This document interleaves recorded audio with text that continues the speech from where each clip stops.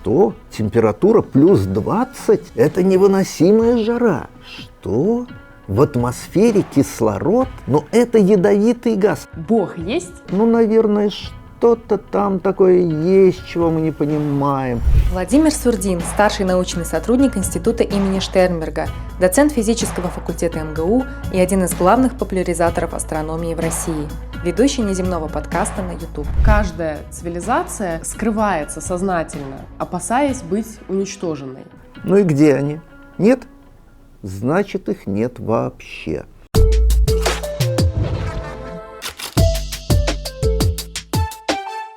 Владимир, могли бы вы коротко сказать, чем вы занимаетесь и почему? Я астроном, в молодости наблюдал, то есть был у телескопа. Потом практически перестал наблюдать, сижу за компьютером, за листом бумаги, то есть, можно сказать, астроном-теоретик.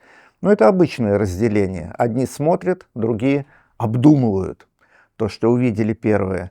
Это нормально, это в любой науке так, и у физиков так, и у химиков так, у астрономов тоже. Я во второй половине жизни стал чистым теоретиком, изучаю звезды, их формирование, как они рождаются, иногда планеты, иногда, грубо говоря, я занимаюсь небесной динамикой, движением и изменением небесных тел. В последнее время я почти перестал конкретной наукой заниматься. Мне уже за 70, и я понимаю, что больше надо отдавать, чем получать.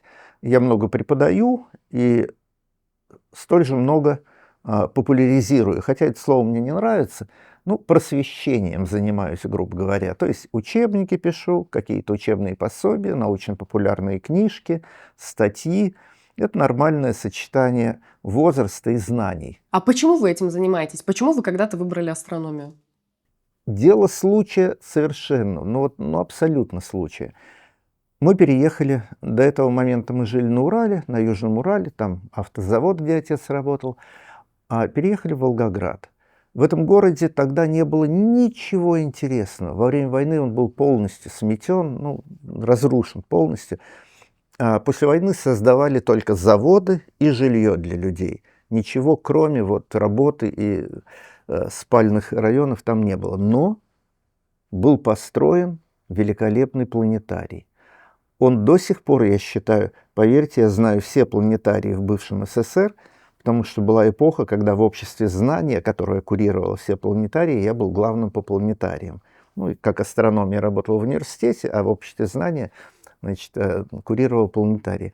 Волгоградский был и остается лучшим, потому что он совершенно особенный. Это здание типа готического собора. Внутри там совершенно полированные каменные плиты с какими-то ракушками, высвеченными на нем. На стенах дубовые, инкрустированные деревом панели с видами звездного неба. Он появился там благодаря войне.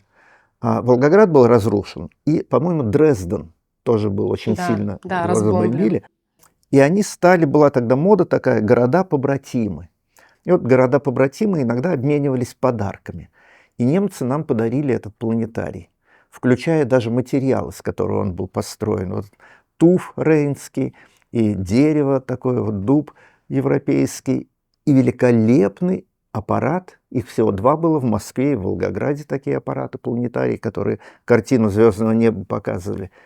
И прекрасный цейсовский телескоп. Он до сих пор остается самым мощным, самым большим телескопом из доступных простым людям. То есть можешь прийти в планетарий, тебя поведут в обсерваторию, ты увидишь небо в этот телескоп. И меня это все захватило, потому что я в физмат-школе учился, буквально там в 100 метрах от планетария, пошел в кружок посмотреть, что это такое, и окунувшись в это удивительное здание, удивительные интерьеры, средневековые совершенно. Для нас, советских ребят, этот кусочек Европы, планетарий, он был абсолютным открытием.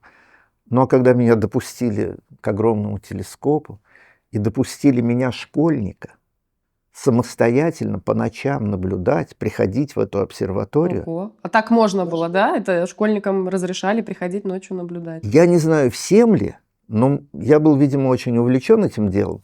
И директор планетария сказал, ну, когда я попросил доступа, он сказал, ну, знаешь, это очень дорогое оборудование, с ним надо уметь работать. Ну, говорю, пойдем, я покажу. И показал, что, в общем, я понимаю, как с этим дорогим телескопом работать. Он говорит, хорошо, вот тебе пропуск ночной, наблюдай. В наше время, я думаю, такого не было бы. Несколько лет назад я преподавал в Новосибирске, в Академгородке, в университете. Там построили хорошую обсерваторию на крыше физического факультета.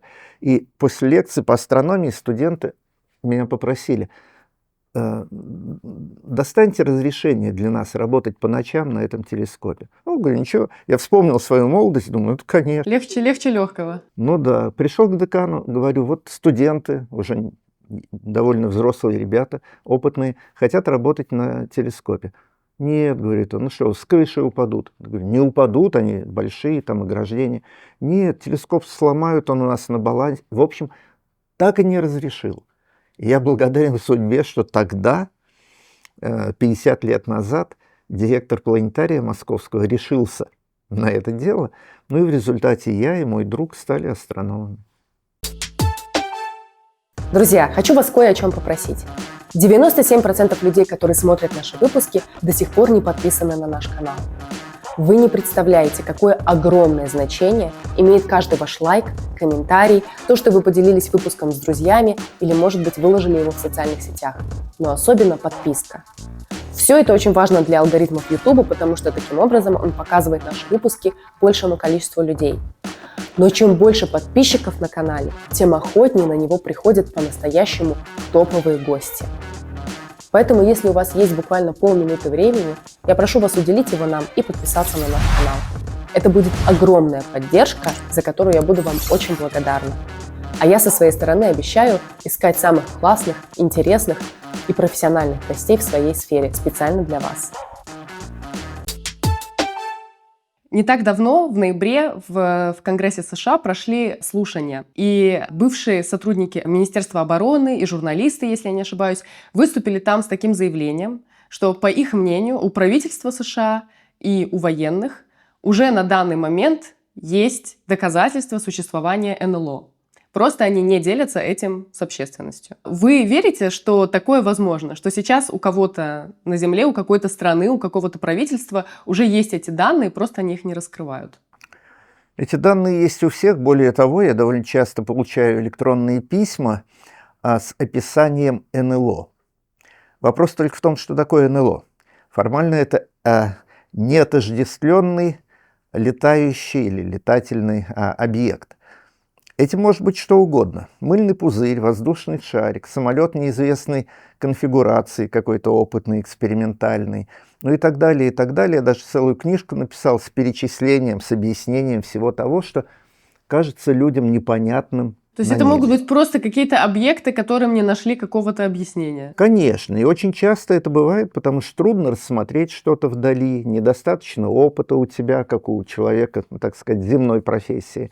Астрономы лучше это понимают, специалисты по атмосфере тоже хорошо понимают. Почему именно сейчас американцы так вот публично выступили, тоже понятно. В последние годы над США стали довольно часто летать китайские разведывательные аэростаты. Ну и Министерство обороны, естественно, хочет добыть деньги на противостояние, на исследование этих объектов. И вот так публично. В США любая инициатива государственная, она должна получить публичную поддержку. Это все-таки демократическая страна. Надо доказать, что те деньги, которые ты просишь, они как-то для общества могут быть интересны, полезны. И в этом смысле военные американские поступили правильно. Они сначала напугали общество вот этим загадочным словом УФО, НЛО по-русски.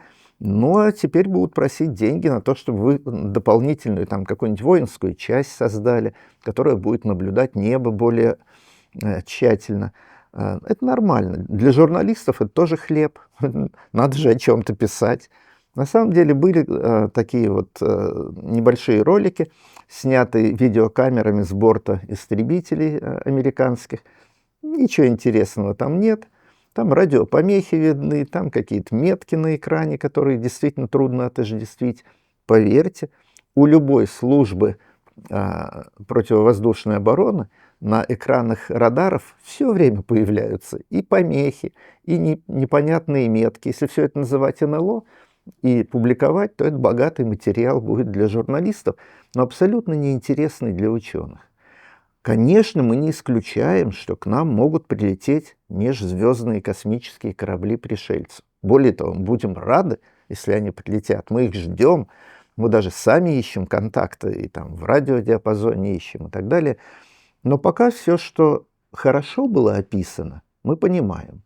То, что плохо было описано, знаете, я что-то там такое видел. Ну, расскажи. Точное время, точная метеорологическая обстановка, точное направление, скорость полета. Ну, я не знаю, я не специалист. А тогда чего ты хочешь от специалиста? Даже мы, специалисты, я вот почти 70 лет на небо смотрю, изучаю его, иногда заблуждаемся, покупаемся на совершенно удивительно простые вещи. Несколько лет назад я вел внучку в детский сад, и вдруг в небе появилась гирлянда, ну, такое эскадрилья, я бы сказал, переливающихся маленьких шариков. Я остолбенел, потому что сразу не мог найти объяснение, что это такое. Я не понимаю расстояния. То ли это у меня под носом, то ли на расстоянии там, 100 километров где-то за пределами атмосферы. Я вздрогнул и понял, что либо надо понять, что это такое, либо в голове останется вот это чувство неисследованности. И мы побежали туда, откуда они летели, завернули за угол жилого дома и увидели. Как вы думаете, что мы увидели? Даже не знаю. Вот именно. Сидит на балконе мальчик и пускает мыльные пузыри. Они медленно по ветру летят, появляются в поле зрения человека, и ты не можешь сказать, что это такое. И много раз у меня были такие случаи. Несколько лет назад мне прислали слайды, сделанные любителями астрономии. На ночном небе красивые светящиеся шары. И пока я не узнал из других источников, из другого города о наблюдении этих же шаров, не провел направление из двух разных городов на эти шары, не понял, в какой точке России они на самом деле находятся, я не мог точно сказать, что это. Но вот когда набралась информация, потому что она шла от метеорологов, от любителей астрономии, то есть грамотных людей, которые знают, что такое азимут, высота, время наблюдения, ну все могут фиксировать. Выяснилось, что это примерно в 300 километрах от наблюдателей, от одних и от других, ракеты взлетают. Ну, это известный наш космодром Капустин-Яр в нижнем течении Волги. И оттуда метеорологические ракеты выпускают специальные химикаты, которые расширяются и показывают состояние атмосферы. Как быстро они расширяются, как ветер их несет на высоте примерно 200 километров от поверхности Земли. Оказалось наблюдателям, что это где-то в их городе, что это вот под носом у них происходит. А это в 300 километрах от городов и в 200 километров туда уже, почти в космосе. Ну, нужна информация такая вот избыточная, достаточная, чтобы разгадать такие вещи. Ну, то есть вы считаете, что на данный момент вряд ли кто-то такой вот информацией достоверной, подтвержденной, со всех сторон обладает? И информация просто, о космических пришельцах козырь. Вы имеете в виду? Да, о пришельцах, кораблях. О том, что зафиксировано вот точно контакт с пришельцами. Ее нет, это наверняка. Но есть не до конца понятые вещи, потому что просто плохие описания даны. Нет достаточной информации, чтобы ученый мог сказать определенно, это вот что. Облако, воздушный шар там, и так далее, и так далее. Просто плохие описания, непрофессиональные. А когда появляются профессиональные, мы это дело понимаем. А когда мы вообще говорим об НЛО, об инопланетянах, как о жизни какой-то внеземной, что мы ожидаем вообще увидеть? Вот в таком бытовом сознании, как, я не знаю, там в мультфильмах или в литературе, как описывают, да, инопланетян, это такие, они похожи на людей с глазами, с руками часто, но немного другие, не знаю, какие-нибудь зеленые. Я понимаю киношников, которым проще одеть актера в какой-то костюм странный, там, с антеннами на голове, но оставить 2 руки и 2 ноги, куда их денешь-то? В мультфильме это можно проще сделать. Там и восьминогого какого-то зверя, там осьминога можно сделать, и летающее облако разумным. В мультиках более разнообразны внешние виды. Да, можно больше повоображать, пофантазировать. Ну вот в каком-то нашем таком бытовом сознании это часто антропоморфные какие-то существа. Ну, потому что вокруг нас люди, мы ничего другого не знаем. Как наука вообще представляет, кого мы ожидаем увидеть? Какими могут быть инопланетяне? К счастью, никак не представляет. Более того, мы пытаемся найти контакт с внеземными цивилизациями, в основном по радио. Радио – это самый дальнобойное средство связи. И когда найдем и контакт установим, и я понимаю, что это разумное послание, и я могу что-то понять в нем, что-то передать своему абоненту, мне будет абсолютно все равно, сколько у него ног, сколько у него ушей. И вообще, компьютер он или биологическое существо. Если это достаточно разумный представитель иной цивилизации, мне абсолютно все равно, как он выглядит. Мне интересно, как эволюция там происходила, какая у них история была, что они узнали о космосе, чего я не знаю, чего они не знают, и я им могу сообщить. В конце концов, когда мы берем с полки книгу какого-нибудь древнего философа или писателя, там, не знаю, Шекспира, нам не все равно, Шекспир был хромой, косой, лысый, или что-то у него было, как он выглядел. Иногда бывает любопытно, вот чтобы немножко в реальность какую-то погрузиться этого человека, в его реальную жизнь. Пожалуйста, попробуйте погрузиться в реальность Стивена Хокинга. Это был человек, лишенный всего, лишенный подвижности, лишенный языка. Это был мозг в инвалидной коляске, ну, в последние десятилетия своей жизни. Правда, я его еще помню более или менее физически крепким человеком, правда, в коляске, но без мотора и способным говорить. Он приезжал к нам в институт в 70-е, мы тогда были знакомы. Но я читаю его книги, я иногда вот редактирую переводы его книг, я вижу, что это мозг, с которым мне приятно общаться. И мне все равно, ходят у него ноги или не ходят. С пришельцами тем более. Вы встречались лично со Стивеном Хокингом? Неоднократно. В начале 70-х, почти до конца 70-х, Стивен Хокинг, и он всегда был в сопровождении Кипа Торна. Вот они парами приезжали. И у нас в институте были семинары, которые Яков Борисович Зельдович вел, академик наш знаменитый. И вот мы все на этих семинарах крутились. Иногда даже так случалось, что мне приходилось Стивена Хокинга на руках носить. Потому что в институт ведет довольно высокая каменная лестница, а пандуса нет. Нам запрещают его делать, потому что институт имеет какое-то архитектурное важное, ну, как сказать, памятник архитектурный. Историческое здание какое-то. Да, и там нельзя переделывать фасад, нельзя ничего добавлять. Поэтому приходилось Хокинга брать на руки, коляску его брать на руки и по ступенькам поднимать. Так что это близкое знакомство, контакт физический был. А из общения с ним что вам больше всего запомнилось?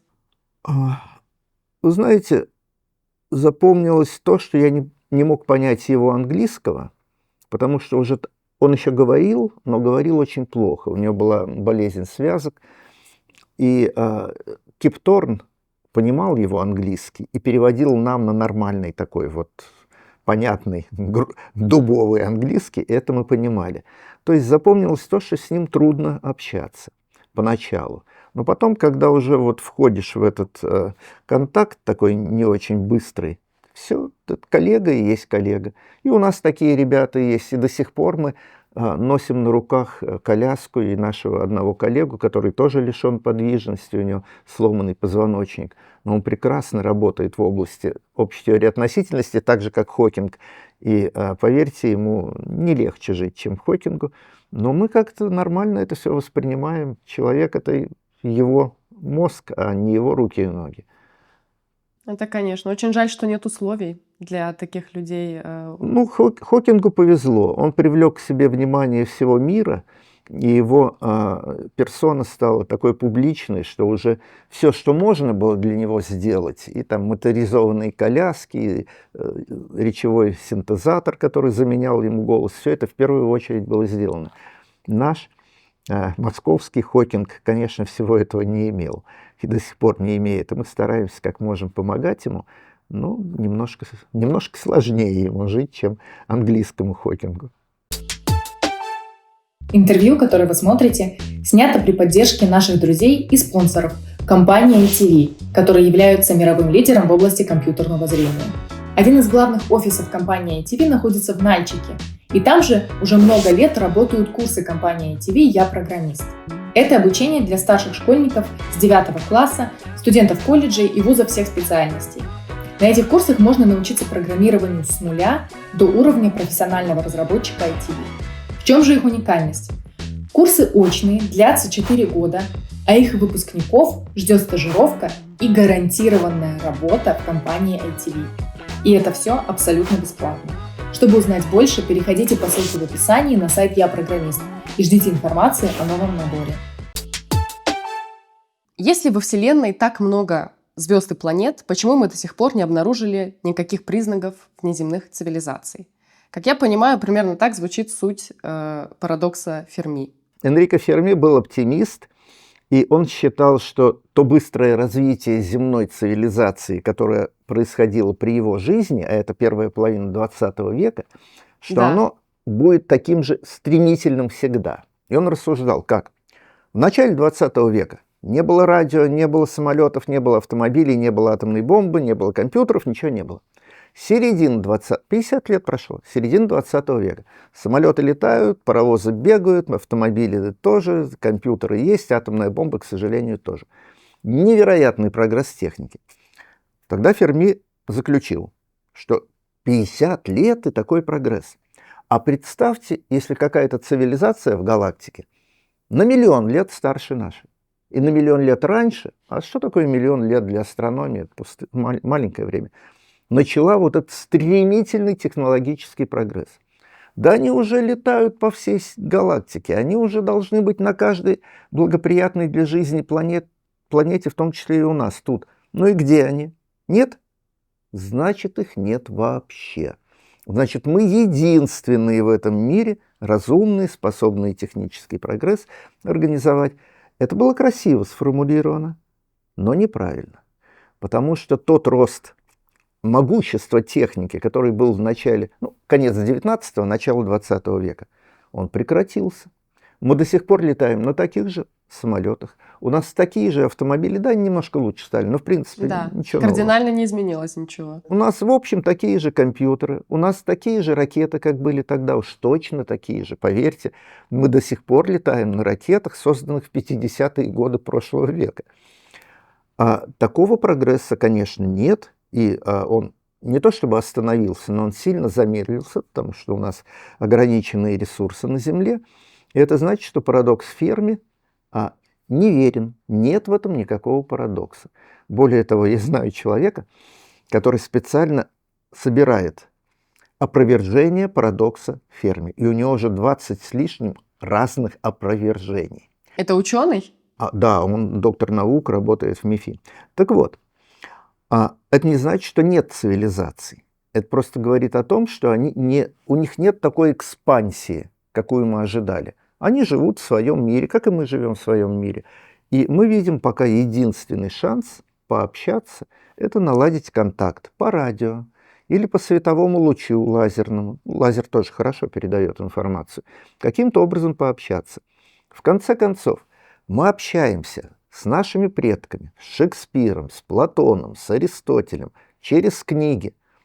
Их давно уже нет, они далеки от нас во времени, да и в пространстве. Но они нам интересны. Мы общаемся со своими коллегами по всему миру через интернет, мы их, как правило, не видим и никогда не увидим, потому что круг наших знакомых гораздо больше круга тех, с кем мы руку пожали и пожмем когда-нибудь. Нам интересно, что они говорят, что они думают, что они делают, и также интересно с внеземной цивилизацией пообщаться. Более того, я считаю, что сам факт того, что мы нашли контакт, он будет полезнее того, что мы из этого контакта, какую информацию получим. Потому что обмен информацией очень медленное дело. Сигнал от ближайших звезд к нам идет годы, а мы точно знаем, там нет планет, населенных разумными существами. Если такие планеты есть, до них сигнал будет сотни лет идти. Ничего себе диалог, когда ты ждешь ответа сотни лет. Так что диалога, конечно, не будет. И нам бы хотелось просто понять, они есть. Это тогда очень сильно повлияло бы на нашу жизнь. Дело в том, что немаленькая угроза есть того, что наша цивилизация, создав вот эти мощные технологические изобретения, в том числе и атомные бомбы, угробит себя этими самыми вещами. И время от времени мы проходим через такие вот бутылочные горлышки, когда вот все могло пойти плохо, но, слава богу, рассосалось. Опять все могло пойти плохо. В нынешний момент как раз одно из этих горлышек. Эскалация какая-то идет. И мы надеемся, что рассосется. Но если они там прошли все эти этапы, а раз мы наладили с ними связь, значит, они наверняка более продвинуты, чем мы, у них есть свои атомные бомбы и свои проблемы, но они прошли, есть контакт, есть шанс развиваться дальше, раз они это сумели. Вот читала, что Ферми в какой-то момент, как он сформулировал этот парадокс, что он просто в какой-то момент вскочил на собрании ученых и воскликнул «Где все?». Это правда или это байка? Говорят, что, я не знаю, было ли это собрание, либо это в кругу своих коллег было, когда они обсуждали вот эту проблему. Это не байка, нет, он действительно спросил, где же они, если вы говорите о том, что есть цивилизации, ну и где они? Это хороший был момент для формулировки такого парадокса. Действительно, Ферми почувствовал, что цивилизация на краю невероятного развития, может быть, даже уже вступила в него. Но, к счастью для него, он не увидел, как развитие техники стремительно останавливается. И понятно почему. Мы уже можем сделать, что хотим с нашей планетой. И мы уже понимаем, что рассчитывать на то, что, испортив Землю, мы куда-то быстренько переместимся и найдем там благополучное место, мы же точно не можем на это рассчитывать. В Солнечной системе таких мест нет, а дальше летать мы не умеем. Поэтому начали беречь Землю, вот эти движения зеленых и алармистов всяких, которые говорят, ребята, остановите свой технический прогресс, он нас может завести слишком далеко. Они как раз начали приостанавливать развитие техники. И хорошо, и хорошо. Может быть, надо подумать о развитии нашего менталитета, который уже не соответствует уровню техники. Уже люди, в общем, не понимают, какое могущество в их руках, какая красная кнопка может таким вот безрассудным пальцем быть нажата и к чему это приведет. Надо немножко о развитии людей думать. И без ложной скромности могу сказать, вот я и мои коллеги, которые значительную часть своей жизни сегодня посвящают просветительству, донесению до широких масс того, что реально, какая техника, какие возможности в руках человека сегодня, это тоже важно для будущего Земли. Важно дотянуть сознание среднего человека до уровня современных инженеров и ученых, которые понимают, какие угрозы сегодня у Земли, у нашей цивилизации, у биосферы, вообще у планеты в целом. Иначе может быть плохо. А я каждый раз убеждаюсь, что средний человек не понимает этого. А почему это важно? Почему каждый средний человек должен быть в курсе этого всего? В основном люди думают о своем благополучии. Чтобы в моей семье все было хорошо, достаток, пища хорошая, одежда, электроника и так далее. Дальше мысли не идут. А желая все агрегировать вот вокруг себя, мы таким образом разрушаем и природу, и создаем слишком мощную технику, которая может... Вот один пример. Один из далекого прошлого. Еще в начале 80-х, то есть почти 50 лет назад, 40 с лишним лет назад, занесла меня судьба на остров Сахалин. Тогда было общество знания очень активное, и лекторов, таких как я, вот активных лекторов, бросали по всей территории СССР и даже за пределы читать лекции. И вот я на Сахалине, в небольшом леспромхозе, там, где пилят деревья и отправляют их на фабрики. Сидит в красном уголке множество лесорубов, женщины, мужчины. И после того, как я рассказал им о космической технике, они меня спрашивают, а правда ли, что спутники испортили погоду и климат на Земле? Нет, говорю, не должно этого быть. А откуда у вас такое впечатление? Ну как же, говорят, раньше тут никогда не было наводнений, а теперь, что не весна, то наводнение. Так говорю, а раньше на этих сопках, из окна мне было видно, лес был? Был. А теперь он где? Так мы же его и вырубили, говорят лесорубы. А что же вы удивляетесь, что наводнения теперь начали происходить? Когда нет деревьев, снег стаивает моментально, и возникает наводнение. Деревья задерживают таяние снега на горах. И вот я вижу, как они все, там человек 40 было, задумались, так лбы наморщили, и потом кто-то из них говорит, мужики, а ведь правда, это ж мы сами же вырубили. А чего мы удивляемся-то? Но эта мысль им самим в голову не приходила, пока кто-то не провел вот эту вот логическую цепочку. Вот хотя бы это, хотя бы на такой уровень поднять среднего человека. Средний человек озабочен своей работой, а это не всегда работа интеллектуальная. Это у станка, на конвейере, лесорубы, дворники, это нормальные люди, которые свой круг обязанностей понимают, за его пределы их интеллект редко отправляется. Вот это просветительство, это нормальное, у любого ученого это нормальная потребность донести свои знания до широкого круга интересующихся или не интересующихся. Между прочим, в советское время общество знания было очень активным. Я помню, с лекциями ходил на заводы, на химические предприятия, в тюрьмы, в лагеря, где сидят заключенные, в больницы, в общество глухих, например. Ну, там есть производство, глухонемые или слепые, есть общество слепых. Работали, собирали что-то на ощупь. И им тоже надо было донести какую-то важную техническую, научную информацию. Сегодня этого нет, я точно знаю. Поэтому разрыв между интеллектуалами, которые, в общем, понимают, как устроен мир в широком масштабе, не только в своей профессии, и неинтеллектуалами, которые работают руками в основном и ограничены в кругу своих знаний, он ширится, он очень сильно вырос, и начинаются конфликты.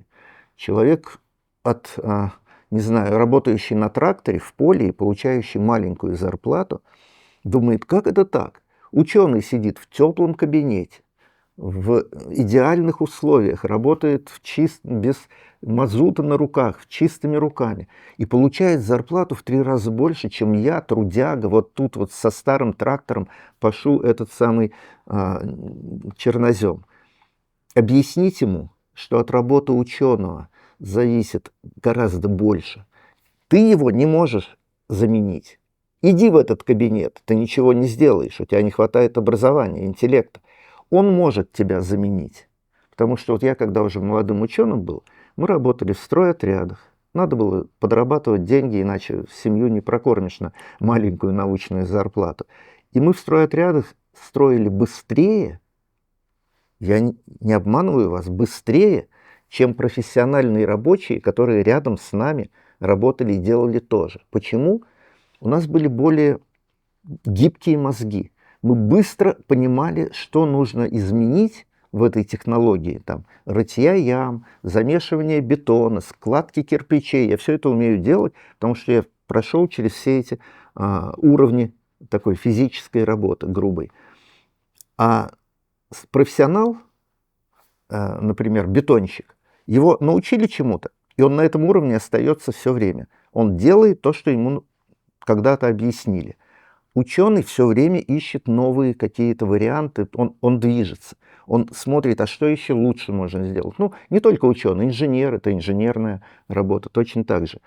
И вот этот разрыв между интеллектуалами и людьми физического труда, он сейчас нарастает. Это прямо видно по тем конфликтам, по тому недоумению, которое у людей возникает. Если мы выровняем интеллектуальный уровень людей, а в Европе он, например, значительно более ровный. Я встречался с рабочими в Германии, работал там одно время, и знаю, что там небольшой разрыв между ученым и истопником даже. Вот у меня был в Йене знакомый истопник в университете, и он неплохо говорил по-английски, мы с ним общались хорошо. И это очень важно, выровнять интеллектуальный уровень всех людей, чтобы взаимное понимание было. И тогда меньше конфликтов будет. Ну, я хочу добавить, что в Германии и по оплате гораздо меньше разрыв. То есть люди, которые делают работу руками, я не знаю, пекари, парикмахеры, строители, они получают очень достойную зарплату, на которую они могут спокойно содержать свою семью, ездить отдыхать. К этому надо стремиться. К этому надо стремиться, и мы по мере сил пытаемся как-то подталкивать к этому обществу. У нас не так много вот людей, которые часть своей научной карьеры забыли про нее. Я вот давно уже не получаю там новых степеней каких-то там академических. Забыли, но зато отдаем часть своего времени на распространение знаний. Мне кажется, это важно. Смотрели ли вы сериал Three Body Problem? Я не смотрел в На жизни ни одного телесериала, скажу сразу. Отдельные художественные фильмы я еще могу посмотреть, но на сериал у меня не хватает сил, не хватает времени. Но, мне может быть, жалко. слышали о нем, потому что он напрямую связан с космической темой. Может быть, слышали хотя бы. «Проблема трех тел» называется. Проблемы трех тел я знаком по своей профессии. Это проблема движения трех звезд друг относительно друга. Это замечательная задача, про которую я студентам рассказываю. И когда я узнал, что книжка появилась «Проблема трех тел», я обрадовался. Ура, научная монография. Я ее купил и увидел, что это замечательная фантастика. Впервые познакомился с Люци Синем, потом перечитал все его произведения, правда, переведенные китайского я не знаю, но у нас они переведены на русский почему-то с английского. Ну хорошо, переведены. Ну, то есть вы читали. Мне надо было с этой стороны, конечно, заходить. Со стороны книг, а не со стороны сериала. Конечно, но сериалы я не смотрел, хотя знаю, слышал, что американский сериал «Проблема трех тел» и китайский, они немножко в разном стиле сделаны. И китайцы избежали некоторых сложных тем своей истории, которые Люци Синь там затронул. Но мне это было интересно, насчет культурной революции почитать. Он не понаслышке об этом, видимо, знает. А могли бы вы коротко, вот простыми словами объяснить, что вообще такое задача трех тел в науке? Когда два тела, ну, например, звезда и планета, или две звезды, притягивают друг друга, они движутся по орбите относительно своего центра масс, центра тяжести. И это очень устойчивое движение. Если никто им не мешает, они вечно так будут циркулировать, и никогда ничего не изменится. Но если эту задачу еще Ньютон решил, и мы ему за это благодарны, это такая элементарная студенческая задача. Казалось бы, внеси в эту двойную систему третью звезду. Что особенного? Было две, стало три. Эту задачу математически пытались решить все великие математики, начиная от Эйлера, Лагранжа, и ни у кого ничего не получалось. Оказалось, у нее нет аналитического решения. Если вам скажут, вот так расположены и вот так летят три тела, рассчитайте, где они будут через 100 лет, математика отказывается это делать. С планетами, со звездами, если их две, расчет элементарный. С тремя телами вы никогда не справитесь, они начинают хаотически двигаться, и, как правило, два сближаются, а третье выбрасывается из системы. Ну, говорят, третий лишний, вот в этом смысле, да, третий в этой тройке всегда оказывается лишним, ну, как правило.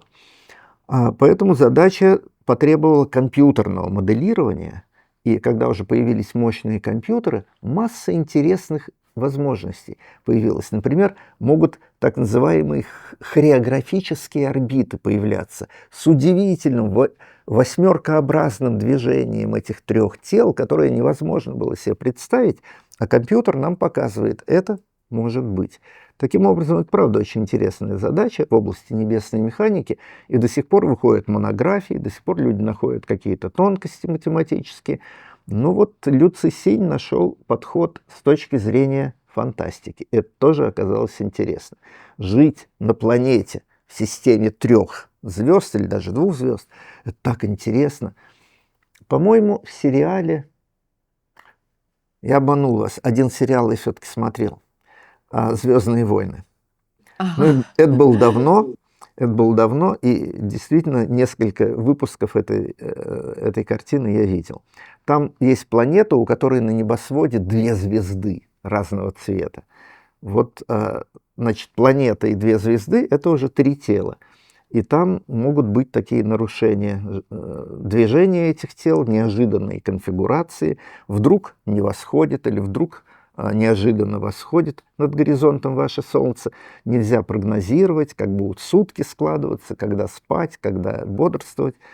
Одним словом, для астрономии это интересная задача, и я тоже посвятил ей некоторое время. И фантаст нашел вот такой ход, который заинтересовал и простых читателей, и профессиональных астрономов.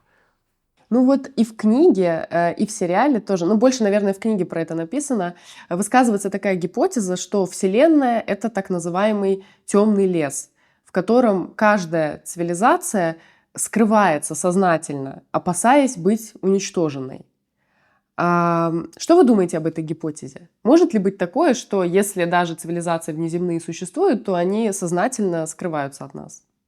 Ну, это, естественно, развитие нашего человеческого страха, когда мы идем по незнакомому лесу или даже по городу незнакомому ночью. Представьте, вы попали, не знаю, в какую-нибудь восточную страну, там, в Малайзию, идете по переулкам ночью, где никого нет, и у вас нет опыта ожидания. Чего вы можете ожидать? То ли дружественной руки из-за угла, то ли ножа, то ли грабителя. Ну, не знаете, кто перед вами и какие у него замыслы. В этом смысле человек устроен так, чтобы ожидать худшего. Нас эволюция приучила лучше ожидать худшего, лучше быть настороже. Если друг появится, ну ничего страшного, ну пожмите друг другу. Приятный сюрприз. Да, а вот появится грабитель, и вы должны быть уже готовы к тому, чтобы убежать или бороться с ним, или противостоять ему. Ну и вот Лю Цисинь это, так сказать, трансформировал на галактику. Чего ожидать от другой цивилизации? Может быть, чего-то плохого. Поэтому, когда вы заметили ее существование, лучше выстрелить первому, чтобы не ожидать, когда он выстрелит в вас. Ну, это такая немножко вестерн, такая ковбойская история. Бей первым, Фредди, там, стреляй, пока в тебя не выстрелили. Но мне кажется, тут есть один нюанс, который он тоже не учитывает. Когда мы грабим человека, мы понимаем, что можем там какие-то богатства у него отобрать. Что может отобрать чужая цивилизация у нас, землян? Наверняка биохимия у них другая. Ну, мало вероятности, что прям вот генетический код, все наши аминокислоты, все, из чего мы сделаны, ну, прям точно такие же, как вот у нас, такие же и там. Это дело случая, это эволюция, какой-то поворот эволюции. Значит, как пища мы им не годимся.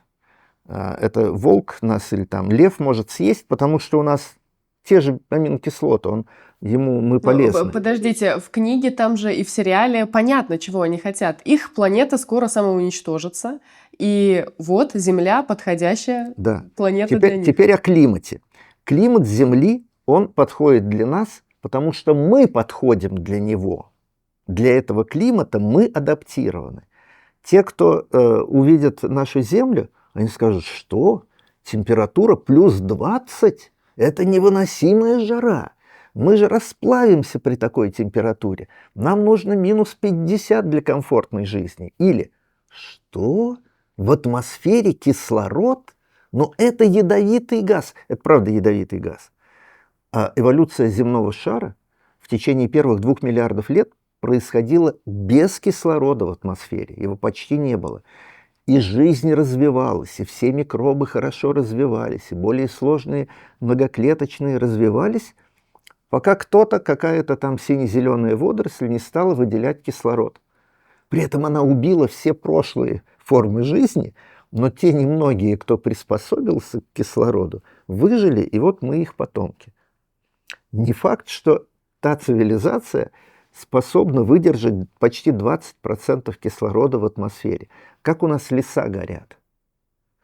Кислород окисляет наши молекулы, в том числе и ДНК, и, в общем, сокращает нашу жизнь. И кислород очень опасная вещь.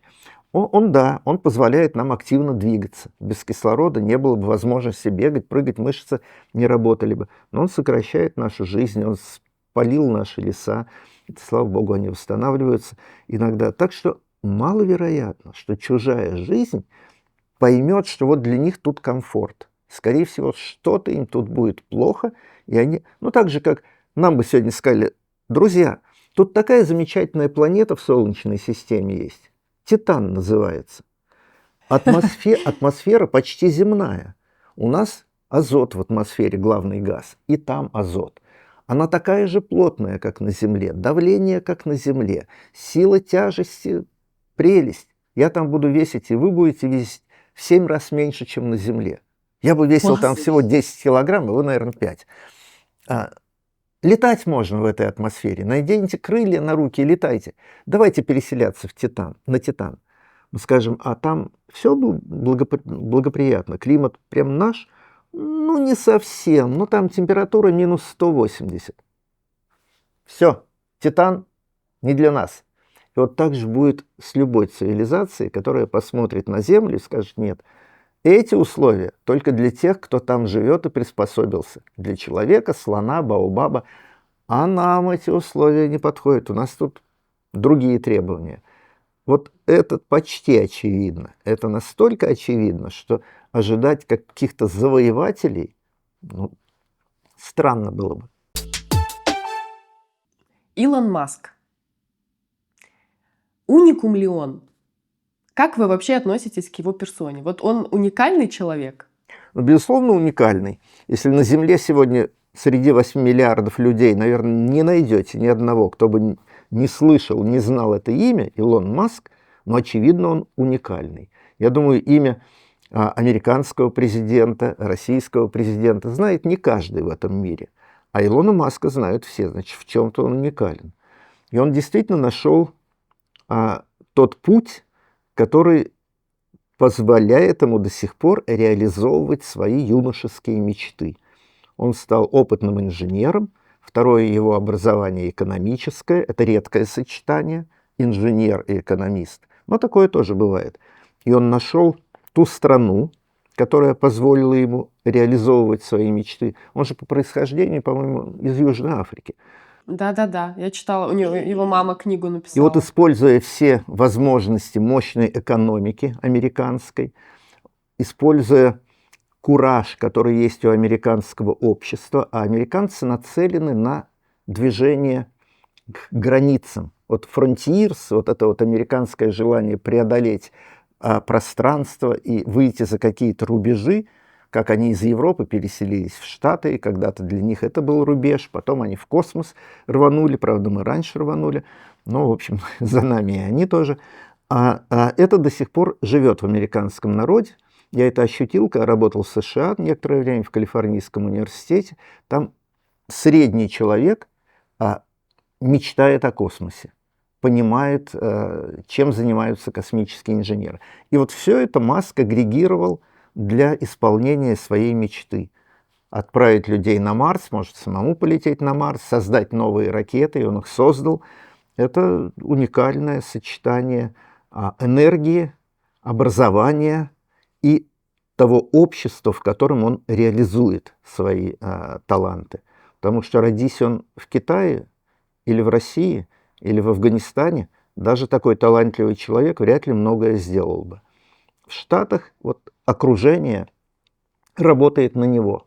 Там ждут идей, потому что исполнителей, грамотных исполнителей там много. Экономика мощная. Инженеров много, и он молодых инженеров вокруг себя собрал. Не он же это все придумывает. Он дает идеи. Да, он находит пути, как деньги добыть на реализацию этих идей. А исполняют эти проекты все-таки молодые инженеры в основном. Тоже есть частные космические компании, в России есть. Но экономика России не в состоянии поддерживать любую вот такую креативную идею, которая может быть провальной, может быть реализованной, но для экономики важно, вот, так сказать, только те идеи, которые на 100% исполнимы. А идеи Маска не на 100%. Когда он начал делать многоразовую ракету, над ним космические инженеры, ну, если не смеялись, то так вот снисходительно улыбались. Ракеты могут быть только одноразовыми. С чего ты взял, что они могут, как автомобиль, заправился, полетел, прилетел, заправился. Он сказал, а я хочу. И он сделал это.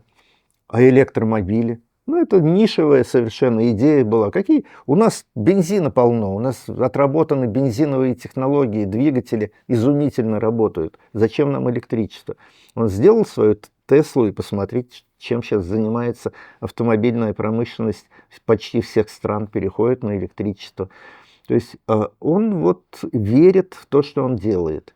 И несмотря на скепсис окружающих, это помогает.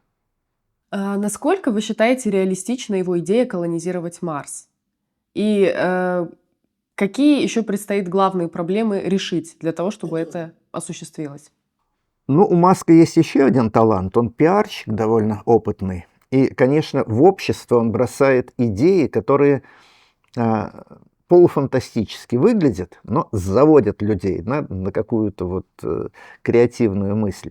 Колонизация Марса – это, конечно, страшно сложная вещь, и непонятно, насколько она нужная. Сделать Марс вообще пригодным для жизни, терраформировать, то есть, ну, вообще переделать там климат, чтобы мы могли там в бикини гулять, купаться в морях и так далее. Нет, этого не будет. Мы понимаем, что ресурсов таких у планеты Марс нет. Не из чего там делать благополучную атмосферу и приличную температуру. А устроиться на Марсе ученым, так как они сегодня работают в Антарктиде, например, там тоже не слишком комфортный климат, но работают в закрытых помещениях в основном, на базах, которые мы снабжаем с материков, доставляем им и топливо, и еду. Так, конечно, очень интересно будет исследовать Марс. То есть там несколько, может быть, тысяч ученых и инженеров могут надолго остаться и исследовать эту планету. Мы ничего о ней пока не знаем, так только поверхностно. В этом смысле это не колония будет. Колония – это самообеспечивающаяся группа людей, которые говорят, все, вы нам не нужны, мы тут свою жизнь организуем сами. Вряд ли это в ближайшие 100 лет можно будет на Марсе осуществить. Но большие научные базы, большие лаборатории, конечно, надо будет, и для этого Маск сделал очень много. Но то, что он называет колонией, ну, это слова, это, в общем, красивые слова. Американцы всегда были колонистами, да, двигались на запад и так далее. Им это очень созвучно национальным идеям. Радует их дух, Поэтому да, так. конечно. Но это будут научные базы в первые там 100-150 лет, такие же, как вот уже 100 лет работают в Антарктиде, ну, без малого 100 лет. Потом посмотрим, пока мы о Марсе ничего не знаем. Понятно. То есть пока мы можем говорить только о каких-то долгосрочных, может быть, исследованиях, но Да, точно не да, о жизни. да. Когда вот идут рассуждения про запасную планету и все остальное, Нет, это нет. все больше популизм. Нет. Понятно. Вот в октябре НАСА запустила миссию на спутник Юпитера, на Европу. И, как я читала, прибыть аппарат должен к Европе в апреле 2030 года. Что нам даст исследование Европы? Почему оно важно? Европа – это спутник Юпитера, один из 4 крупных его спутников, такого же размера, как наша Луна. Там 4 таких похожих на нашу Луну тела вокруг Юпитера, но они все разные. На одном ближайшем к Юпитеру спутнике Ио – вулканы, огромные, там сотни вулканов действуют. На другом, это как раз Европа, ледяной корой покрыт океан. Внутри под этой ледяной корой гигантский 100-километровой глубины океан нормальной жидкой воды, соленой, мы это точно знаем, и в ней есть все шансы развиться жизни, внеземной жизни. Поэтому Европа, конечно, притягивает к себе интерес экзобиологов или там, астробиологов, мы их называем, но трудно. Пока еще никто не планировал посадки на поверхности Европы, но уже летят туда с целью, пролетая близко от поверхности, посмотреть, какая вода выливается в трещины этого ледяного купола и что она нам приносит, какие намеки на жизнь в этом океане. Год тому назад туда отправился европейский аппарат. В этом году, в октябре, американский аппарат. Они летят оба к Европе, но европейский немножко по более сложной траектории. Он в 1931 году туда долетит, а американский позже начал, но раньше закончит, в 1930 году долетит. Оба они очень хорошо снабжены приборами для поисков признаков жизни.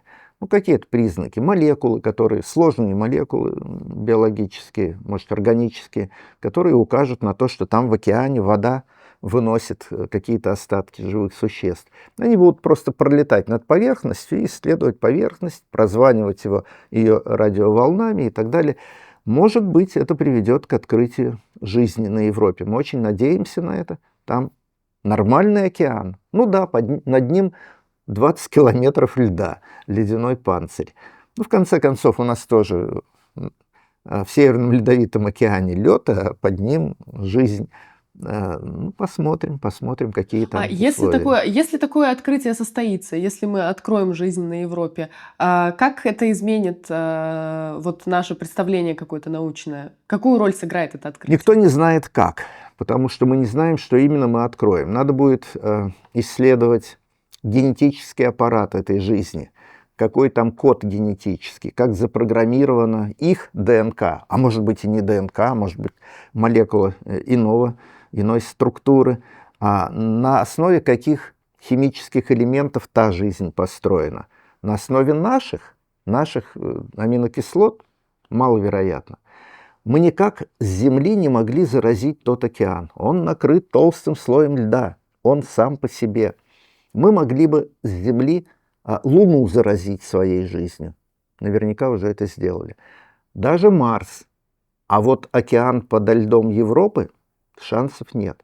Значит, если мы найдем там жизнь, она там развилась сама, по своим каким-то законам, из своих химических элементов. И представьте себе биолога, которому уже надоело изучать земную жизнь. Он ничего нового в ней не находит. Смотрит на червячков, львов, слонов, человека, баобабы, травку. Одно Вот и то бы же. что-то новенькое. Одни и те же аминокислоты, один и тот же генетический код. Ну, надоело уже. Но понятно, что вся земная жизнь произошла от первой клетки, первых химических саморазмножающихся молекул, там, РНК. А тут новый вариант жизни. Вторая жизнь. Это для биологов, взрыв их науки будет. Чем это обернется для простых жителей Земли? Будут ли это новые лекарства, новые материалы какие-то? Мы не знаем. Мы не знаем этого. И слава Богу, что не знаем. Мы идем к открытию нового мира. И открыв его, поймем, что это нам даст в быту, какие новые химические элементы. Ну, элементы-то, конечно, старые, таблица Менделеева там та же. А вот сочетание этих элементов, например, даже на Земле иногда удается удивительные открытия сделать. Есть такое маленькое животное, тихоходка. Очень такое устойчивое животное. Радиация ей нипочем, в вакууме она умеет жить. Ну, хорошо. И вот недавно открыли один из новых видов. Тихоходок много, их больше сотни разных видов. Нашли один, у которого есть удивительный ген в молекуле ДНК, который умеет ее ремонтировать.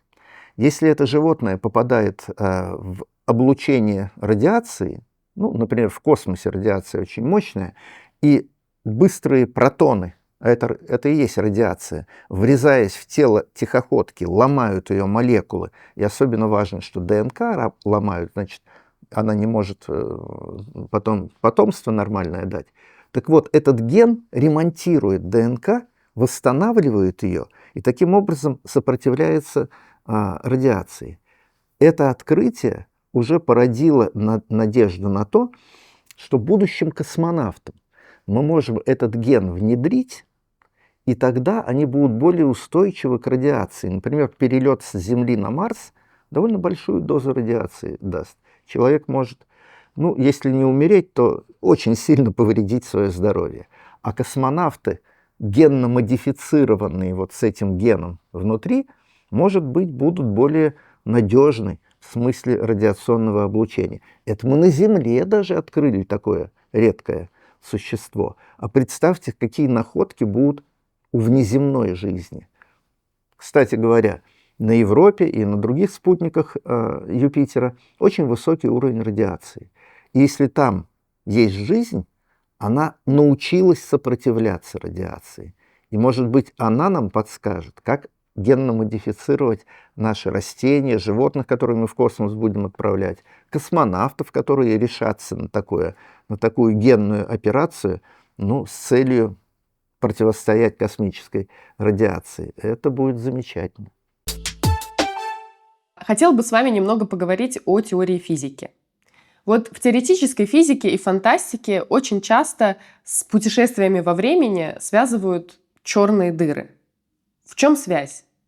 Это действительно так. Мы раньше вообще не видели возможности путешествовать в прошлое. Путешествие в будущее элементарно. Ну, собственно, даже сидя на одном месте, мы каждую секунду переносимся в будущее ровно на 1 секунду. А если мы захотим быстрее в будущее путешествовать, надо просто найти достаточно быструю ракету, сесть на нее, куда-нибудь улететь с большой скоростью, потом вернуться на Землю, и мы точно окажемся в своем будущем. Точнее говоря, в будущем тех, кто остался на Земле. Есть еще вариант. Это, например, найти черную дыру, как в фильме «Интерстеллар», полететь туда, рядом с черной дырой, немножечко на ракете покрутиться, пожить, вернуться на Землю, и вы увидите тут будущее Земли. Кстати, в фильме «Интерстеллар» это прямо вот и показано. Да. А вот путешествия в прошлое, казалось бы, запрещены самой логикой. Если вы такую возможность имеете, в принципе, вы можете там найти своего дедушку или папу, стукнуть его молотком по голове. А как же вы тогда родились, если вы убили дедушку? Ну, это такая вот известная ситуация, парадокс убитого дедушки. Казалось бы, одна вот эта логическая цепочка запрещает путешествие в прошлое. Тем не менее, идея о том, что черные дыры, а точнее говоря, не сами черные дыры, а похожие на них объекты, которые мы называем, вот по-английски wormhole, по-русски мы говорим кротовые норы или там туннели, кротовые норы обычно говорят. Это объекты, которые похожи на черные дыры, но у них такие свойства, что нырнув, казалось бы, в черную дыру, похожий на нее объект, ты пронесешься по искривленному пространству времени и можешь вынырнуть из объекта, тоже похожего на черную дыру, но это все-таки не совсем черная дыра. Но окажешься, во-первых, очень далеко в пространстве от стартовой точки, гораздо дальше, чем ты бы мог по обычному пространству туда попасть. А во-вторых, многократное движение через эти туннели, может быть, отправит тебя в прошлое. По крайней мере, математика, основанная на теории относительности Эйнштейна, кажется, это позволяет. Такие монстры, знатоки общей теории относительности, как Кип Торн, Игорь Дмитриевич Новиков, это российский очень мой известный физик-релятивист, то есть специалист по релятивистской теории. Они, кстати, друзья, они почти всю жизнь работали либо вместе, либо ВКонтакте как-то. Они публикуют статьи в серьезных журналах, совершенно научные статьи, в которых вот сконструирована такая машина времени по путешествию в прошлое на основе кротовых нор. Ну, фактически на основе черных дыр. То есть математически это возможно? Да, но не все, что возможно математически, может реализоваться на самом деле. Но я думаю, наши слушатели легко могут взять карандаш и спросить математику. А как бы я мог поставить карандаш на острие, чтобы он стоял вертикально на столе? Математика на этот вопрос даст однозначный ответ, чтобы центр тяжести карандаша был точно над точкой опоры. Попробуйте поставить карандаш на стол, на острие, чтобы он стоял. Долго он стоит? Практически это невозможно. Математика говорит, решение есть, но оно неустойчивое. Любая маленькая флуктуация приведет к тому, что карандаш упадет. Мы долго думали, что и это решение с машиной времени на основе кротовых нор, что оно математически есть, но оно неустойчивое. В каком смысле? Если в природе существует или какая-то сверхцивилизация такую кротовую нору сделает, то достаточно в нее нырнуть даже, не знаю, там, маленькому какому-то телу, тем более человеку, чтобы она схлопнулась. Дополнительная гравитация, которая туда попадет, вызовет схлопывание туннеля, и вы никуда уже там погибнете, там, никуда не пролетите. Так было до того момента, пока астрономы не открыли антигравитацию. Мы ее сегодня называем темная энергия. Мы заметили ее существование потому, как движутся галактики в пространстве. А была уверенность, что расширение Вселенной постепенно замедляется, потому что галактики же притягиваются друг к другу, и даже разлетаясь в разные стороны, они должны тормозить свое движение. Ну, как камень, брошенный вверх, он постепенно тормозится, потом падает обратно. Наблюдения показывают, что галактики не просто не тормозятся, что какая-то сила заставляет их ускоренно, набирая скорость, удаляться друг от друга. Это сила антигравитация, сила всемирного отталкивания. Если мы разберемся в ее природе, поймем, что это за сила, научимся ей управлять, то с ее помощью можно стабилизировать кротовые норы, сделать их устойчивыми, упругими такими, не сжимающимися. И тогда путешествие сквозь них, кажется, становится возможным. Это очень далекая перспектива, но в принципе, кажется, это должно сработать. Вот вы упомянули «Интерстеллар», в котором эта как бы теория так фантастически о кротовых норах озвучена тоже. Я так понимаю, над ним работал Кип Торн как раз. Он был научным, консультантом, мы говорим, а Консультантом, американцы говорят научным продюсером. В общем, одним из тех, кто сценарий, и помогал съемкам этого фильма. А Кип Торн вообще не первый раз этим занимается. Был замечательный фильм «Контакт». Я очень советую нашим слушателям посмотреть фильм «Контакт». Это по произведению Карла Сагана, это американский астроном известный, просветитель. Кип Торн помог найти такой вот поворот в этой истории. Саган его попросил, говорит, мне нужно мою героиню быстро перенести к соседним звездам. И Кип Торн тогда впервые идею кротовых нор предсказал, теоретически обосновал. Он и Игорь Новиков, это они вместе делали. И тогда в фильме «Контакт» впервые эта идея появилась. Этот фильм сам по себе очень хорош. Там работа ученых показана правильно. Вот так, как оно и есть в жизни. Так вот, возвращаясь к «Интерстеллару», это для Кипа Торна уже второй подход к кинематографу был. Да. И он там, конечно, вложил душу в этот фильм. Вот вы до нашего интервью рассказали очень интересный момент, открытие, которое вы сделали, смотря «Интерстеллар». Да, я могу напомнить тем, кто этот фильм любит, посмотрите его еще раз и обратите внимание на тот эпизод, уже поближе к концу фильма, когда престарелый, уже в инвалидной коляске физик сам не может подойти к доске, чтобы писать уравнения. И его молодая коллега, это героиня, собственно, фильма, дочка главного героя, пишет на доске разные уравнения. Это правильные уравнения, но видно, что Кип Торн знал, что писать на этой доске, либо он, либо его ученики. И там выписаны тензоры, это такие математические величины, которые фигурируют в общей теории относительности. Тензор выглядит, его запись, это большая буква латинская, и у нее сверху и снизу маленькие буквочки индексы.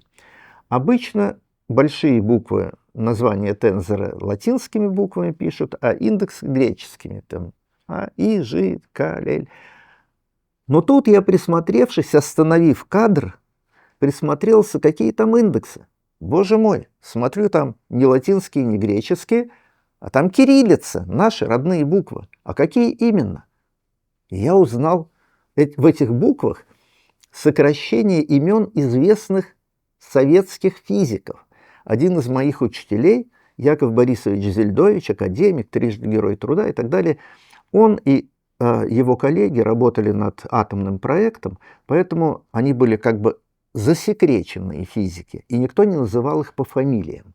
А было принято и в их кругу, и мы, их ученики, называли только по сокращениям их имени-отчества. Яков Борисович, мы всегда говорили «Я Б», или там Сахаров Андрей Дмитриевич, АД. Я Б пришел, АД ушел, ну вот так мы их коротко называли. Кип Торн в те годы тоже у нас бывал, он на семинарах Зельдовича бывал неоднократно, и он, конечно, прекрасно. Он, кстати, неплохо русский язык знает. Ничего И я себе. смотрю индексы у этих тензоров, Я, Б, АД. В общем, он такой тонкий привет своим учителям послал вот через кадр в этом фильме. Мало кто, наверное, это заметил, обратил внимание, но Кип Торн вот все-таки отдал должное своим учителям 70-х годов, и там можно вот этот привет заметить. Как бы вы объяснили пятикласснику, что такое квантовая физика? Разные бывают пятиклассники. Если бы меня попросили объяснить, что такое черная дыра, я бы даже не стал объяснять это, потому что все пятиклассники прекрасно это знают.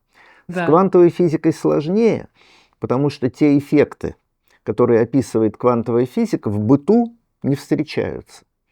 Надо углубиться в материал настолько глубоко, чтобы увидеть строение атома, как там электрон не шариком бегает, а размазанный в пространстве существует сразу в нескольких точках.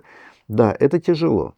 Есть люди, которые... Вот я бы не решился пятикласснику это объяснять, потому что я понимаю, что на самом деле это будет обман. Давайте попробуем не пятикласснику, но взрослому, далекому от физики. Как бы вы объяснили, что такое квантовая физика? Квантовая физика – это попытка описания микромира, в которой нет определенности почти ни в чем.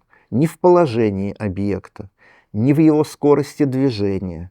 Почти ни в чем нет определенности.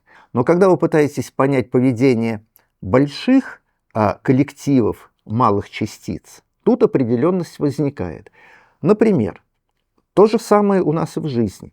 Вы не можете предсказать, что вот этот человек сейчас в толпе будет делать. Повернет направо или налево, остановится, закурит, возьмет там телефон в руки и так далее. Но глядя издалека на толпу, вы можете довольно точно описать, куда она будет двигаться, с какой скоростью, как она в среднем одета, где она в среднем работает, сколько она в среднем получает за свою работу. Вот такие усредненные понятия, усредненные параметры большой толпы, непредсказуемо движущихся объектов, оказывается, можно сделать. Так вот, квантовая механика, изучая почти непредсказуемое поведение мелких частиц, электронов, протонов, даже отдельных крупных молекул, она в состоянии описать, как они коллективно движутся, какие крупные коллективы, как выглядят, например, кристаллы. В кристалле очень много случайно колеблющихся атомов, но их описание в общем позволяет вам понять, как кристалл отражает свет, какие у него грани, сколько он весит, какая плотность. Вот это великая наука.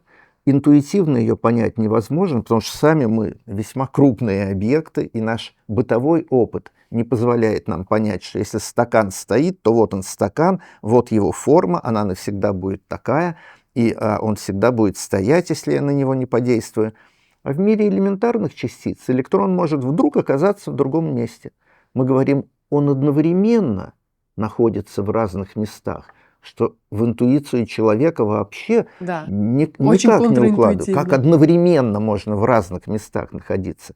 А маленькая частица это может с некоторой вероятностью находиться в разных местах.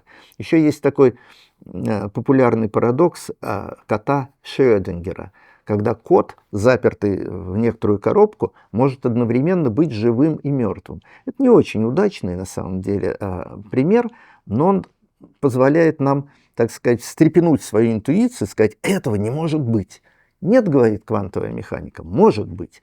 И если вы не можете перемахнуть через стену, у вас энергии высоты прыжка не хватает, то постойте некоторое время у этой стены, и будет вероятность, что вы окажетесь по другую ее сторону, не перепрыгивая. Этого не может быть, говорит человек. Да, для человека это невозможно. Для электрона это рядовое явление. Он всегда перепрыгивает через ту стену, которую не может перемахнуть. Просто надо некоторое время подождать. Это называется туннельный переход, потому что он одновременно и по одну, и по другую сторону этой стены, и вероятность его может, так сказать, трансформировать туда. Таким образом, квантовую механику трудно объяснить, но ее можно использовать. Это тот математический великий аппарат, который говорит: оставьте интуицию, считайте. Если вы аккуратно будете считать, ваш результат будет правильным в мире больших объектов. Вот какова ее роль сейчас в изучении космоса? Почему нам недостаточно обычной физики для этого? Потому что то, что мы получаем от далеких космических объектов, это кванты света. Это элементарные частицы, которые летят в виде космических лучей, там, нейтрино, протоны и так далее. Это все микрообъекты. И только понимая их на уровне квантовой механики, мы можем прочитать те сообщения, которые идут нам от далеких звезд. Мы получаем свет, с помощью призмы или там дифракционной решетки растягиваем в спектр и видим там химические признаки, спектральные линии, мы их называем, химических элементов. Только квантовая механика позволяет нам прочитать это сообщение, пришедшее к нам от далекой звезды, и сказать, какие там химические элементы, какая температура, какие магнитные поля. Мы читаем это сообщение благодаря квантовой механике. Еще 100 лет назад мы не умели этого делать, а вот 90 лет назад уже научились.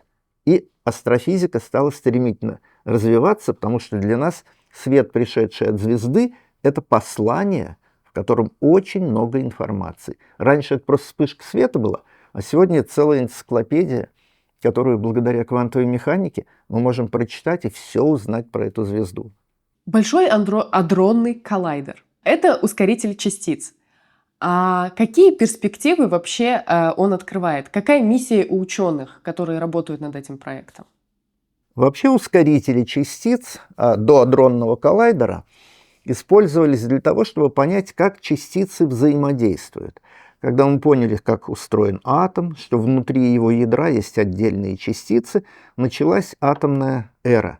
Электростанции, атомные бомбы – это все благодаря тому, что мы поняли, как взаимодействуют протоны, нейтроны друг с другом, научились это взаимодействие использовать, чтобы атомную технику создавать, подводные лодки там, и прочее, и прочее.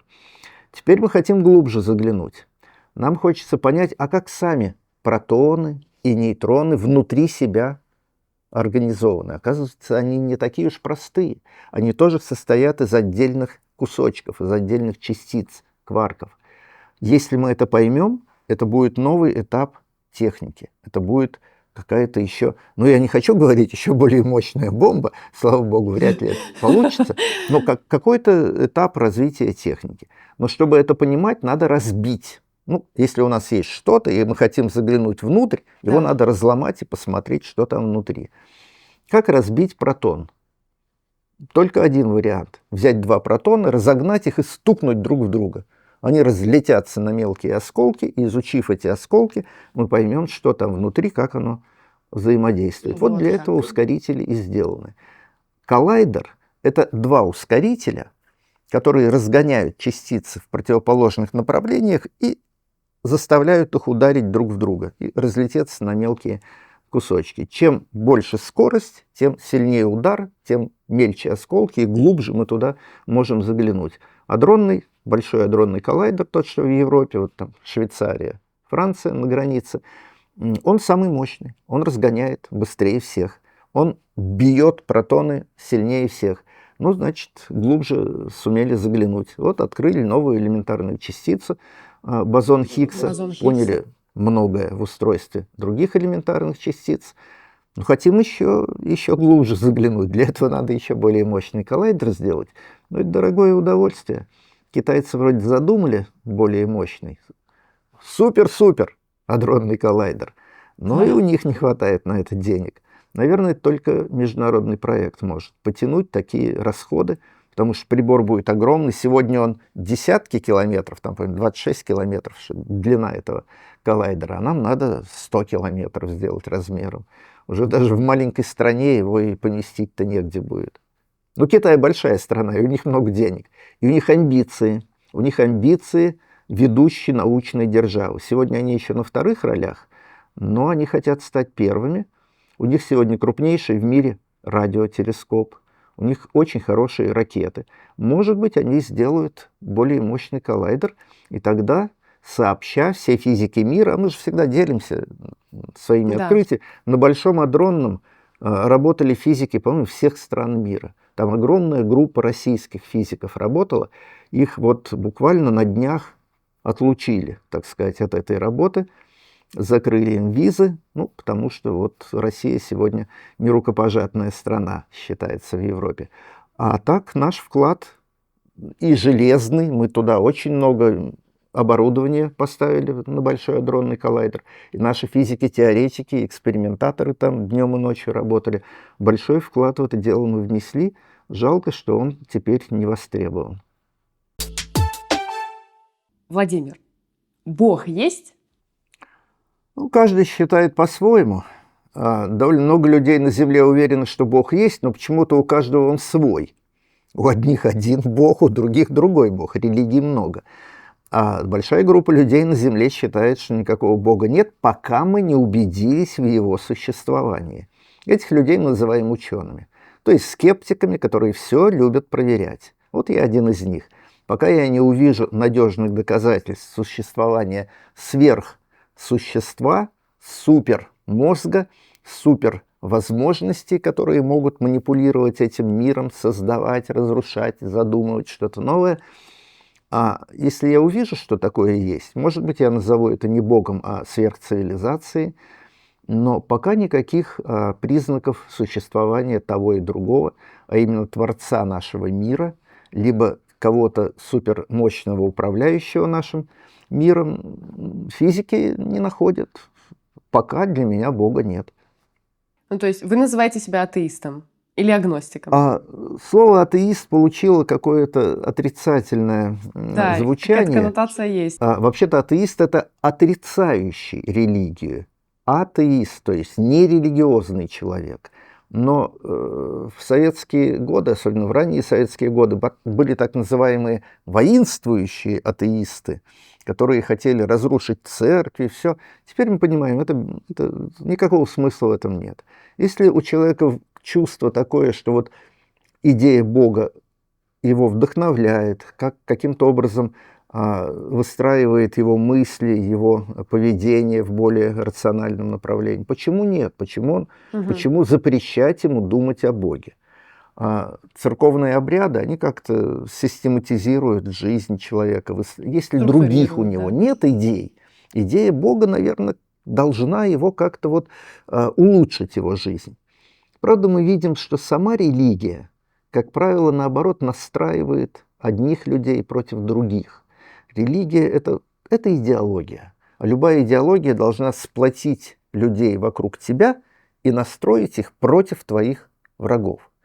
Вот идея Бога и религия, они каким-то образом даже противоречат друг другу.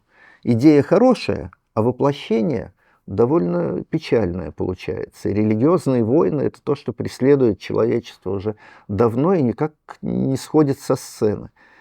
Поэтому верьте в Бога, но не поддавайтесь религиозному дурману. Не настраивайте себя против тех, кто верит в другого Бога. Они такие же хорошие, просто у них другой Бог.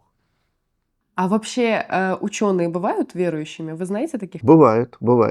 Ну, опять же, кого называть верующими? Тех, кто отправляет религиозные обряды, ходит в церковь, то есть не просто такие интеллигенты, которые говорят, ну, наверное, что-то там такое есть, чего мы не понимаем.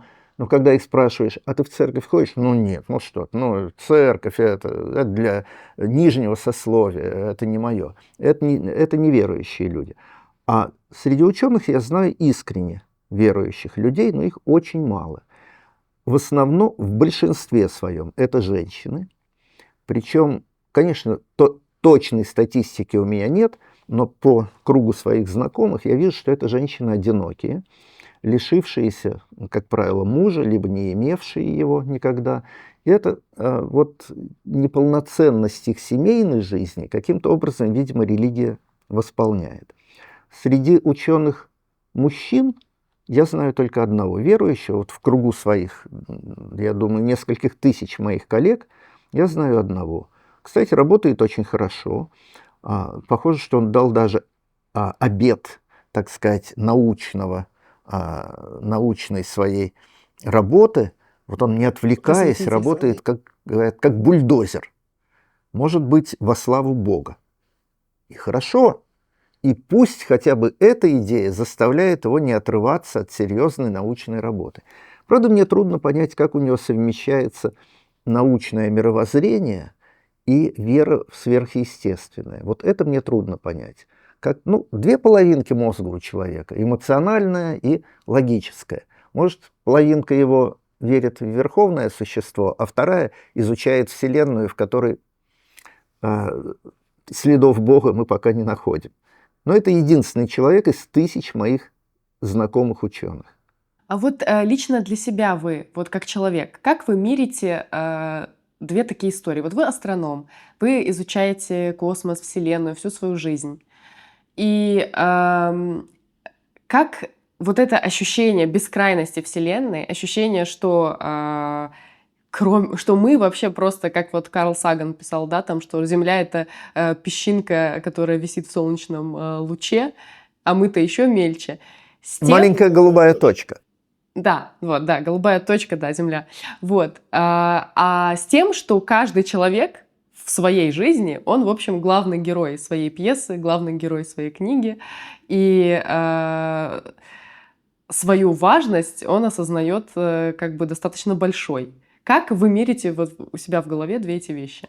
Возможно, у меня чувство собственного достоинства, собственной личности не так сильно развито. Я не вижу себя в центре какого-то мира, а наоборот вижу довольно рядовым членом человечества, который делает, что может, делает то, что ему интересно, но отнюдь не претендует на то, что ты пуп земли. Вот у меня такого эгоизма нет, и я думаю, у большинства моих коллег по работе его тоже нет. Мы прекрасно понимаем, что Земля — это голубая точка, что наш мир бренный, что он может исчезнуть. Может быть, именно поэтому, потому что наука, и в частности астрономия особенно, правильно показывает человека в этом мире, его, в общем, не самое важное место в этом мире, может быть, она не всегда устраивает идеологов и политиков. Потому что идеология всегда настроена на превосходство, на то, что ты, твой народ, важнейший здесь, что все должно быть подчинено вашим интересам. Для этого политика и существует, и идеология ее, так сказать, обеспечивает. А наука говорит: нет, мир разнообразен, мы пришли и ушли, до нас были, после нас будут, мир велик, мы малы, не надо думать, что все это вокруг нас только для нас существует. И в советской школе астрономия эту роль исполняла. В советское время этот был обязательный предмет, потому что идеология советского времени, интернационализм, она брала, так сказать, тем, что мы все одинаковые. Границы стран — это условности, языки — это условности, человечество — это единый организм. А сейчас времена другие, экономика другая, капиталистическая. Капитализм, он более заточен на конкретную личность. А еще когда на этот капитализм идеология империи, а мы себя видим до сих пор как империя, да и многие другие страны так себя до сих пор видят, тут появляется чувство выделенности, особенности твоей. И, может быть, по этой причине из российской школы изгнали астрономию. Она ушла как обязательный предмет, потом ненадолго вернулась, когда оказалось, что у нас мало специалистов, которые могут ракетами управлять. И сейчас она опять ушла, потому что сейчас вот этот имперский дух в России, он поддерживается руководством страны, и мы должны ощущать себя как нечто особое, как все вокруг враги, мы самые лучшие, мы патриоты, ну и так далее, это понятно. Может быть, по этой причине астрономия перестала удовлетворять идеологов. Она уж очень приземляет человека, она уж очень растворяет человека в человечестве и, более того, в космосе. Вот такая роль у астрономии, ну и вообще у естественных наук. А как вы относитесь к идее, что Вселенная может быть симуляцией? С юмором. Почему? Потому что в последнее время мы с трудом различаем фотографию и хороший компьютерный рисунок. Мы иногда думаем, что это живой артист в кадре, а это его симуляция очень хорошая. И поэтому нас настраивает вот такой опыт последних лет на то, что и весь мир вокруг нас — это симуляция. Конечно, это не так, мы его изучаем и видим, что мир очень глубок. Ни один программист не придумает чего-то глубже, чем то задание, которое он выполняет. Ему это просто не надо. А мы видим, что тот мир, который мы до сих пор ощущали вокруг себя, устроен намного сложнее, и мы только сейчас начинаем проникать в глубины его строения. И чувствуем, что еще долго будем проникать туда, куда нам сложно попасть. Это было бы слишком красивой компьютерной симуляцией. Но даже если это так, даже если мы произведение чего-то компьютерного гения, то мне интересно узнать до самой глубины, как это устроено. Мне все равно, это выдумка или это реальная Вселенная. Я хочу понять, как она устроена. То есть, если бы вы нашли подтверждение этой теории на вашу жизнь, на то, как вы живете, Мне это бы никак абсолютно. не Я был бы повлияло? рад, что нашел подтверждение, что я продвинулся еще. Вас бы это не демотивировало? Вы бы не подумали, боже, все это не настоящее, Конечно, это все нет. просто Смотрите, программа. я довольно опытный программист, но мое поколение писало на разных компьютерных языках, там Algol, Fortran, Pascal там, и так далее. Сейчас я общаюсь с какой-нибудь электронной игрушкой, там, с Алисой, которая в моей музыкальной колонке, понимаю, что мне этого не запрограммировать, что это работа экстра-класса, большого коллектива программистов, гораздо более опытных, чем я. И мне это интересно. Мне бы хотелось проникнуть, и я смотрю иногда, как это устроено, и для меня это новый мир.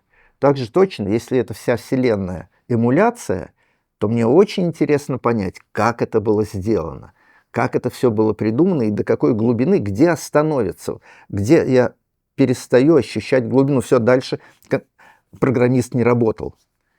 Пока я вижу, что это очень интересная Вселенная, и мне все равно. Так же точно, как внеземной разум. Это хороший компьютер или это живое существо из плоти и костей. Мне абсолютно все равно. Пообщавшись с ним и узнав что-то новое о нем, о его истории, о его знаниях, я буду удовлетворен точно так же, как если это живой осьминог или это суперкомпьютер, такой умный интеллект. И также точно наша Вселенная. Это реальность или это эмуляция. Мне хочется понять, как она устроена, какие законы в ней действуют. Ну и вот самый такой заключительный вопрос, немножко со взглядом в будущее. Какие, на ваш взгляд, ближайшие открытия мы можем ожидать, связанные с космосом? Я думаю, что в астрономии ближайшие открытия принесут новые телескопы. Сейчас в процессе строительства, и вот-вот будут закончены в ближайшие 1,5-2 года, телескопы совершенно нового типа. Раньше мы не контролировали, и до сих пор мы не контролируем весь окружающий нас мир. Теперь с появлением новых телескопов мы начинаем контролировать все окружающее пространство, и вот вам результат. В 2017 году впервые в Солнечную систему влетел чужой объект, не наш. Мы не знаем откуда. Вероятно, из какой-то соседней планетной системы. А может быть, из гораздо более далекой, может, из другой галактики. Оumuamua. Я думаю, некоторые знают это слово. Да, я слышала. Это совершенно загадочное тело, не исключено, что искусственного происхождения. Некоторые факты на это указывают. Мы открыли его случайно. И не факт, что такие раньше не влетали или в ближайшее время не пролетят мимо нас.